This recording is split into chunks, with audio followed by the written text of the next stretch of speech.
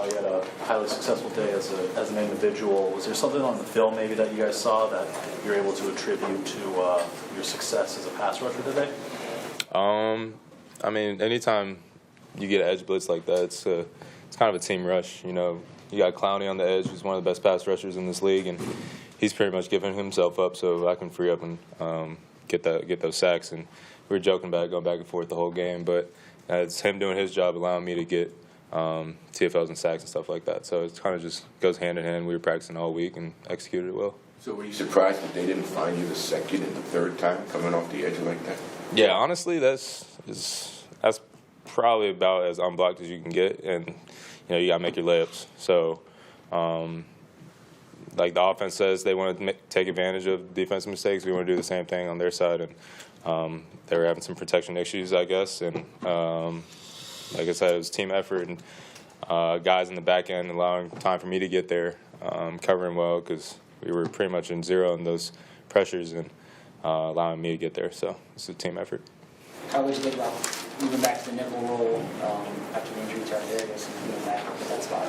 Yeah, coaches do a good job of sprinkling me in there every now and then and kind of keeping it fresh so it doesn't leave my mind. And we can have that flexibility in our defense if I need to go to nickel, or Gino went down today and went back to safety, and Art came in and played nickel for a little bit. But I think it just allows us to be a little flexible and kind of just a little deeper at each position, honestly, because guys can play so many places.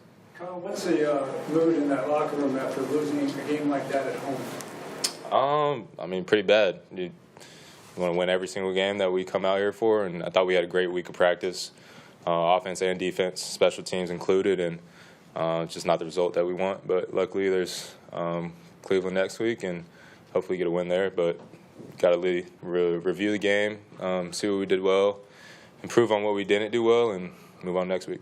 More specifically, how frustrating is it when an opposing kicker makes 4 kicks from beyond 50 yards and that ends up being the difference in the game? Yeah, I mean, there's only 32 kickers in the league, in the world, that kick in the NFL, and they're good. And unfortunately, we couldn't get a block, and we had a lot of opportunities. I had a lot of good rushes by guys from the inside, but I mean, they got guys on their side who were paid to do things well at the same time. And shout out to that guy. He made a lot of big kicks in the game and never flinched. And but at the end of the day, we shouldn't have even been in that position to lose on a game-winning field goal. So, like I said, there's a bunch of stuff to go back, watch the film, improve on. And it was week 3 now, and hopefully week 13 we won't even be remembering this. But we got to work our way there at the same time. Kyle, was there maybe an air of confidence after you on defense, you're called on and you get the safety and the ball's coming back to your offense? Was that an area that you guys felt as a defense that you'd made the stops necessary?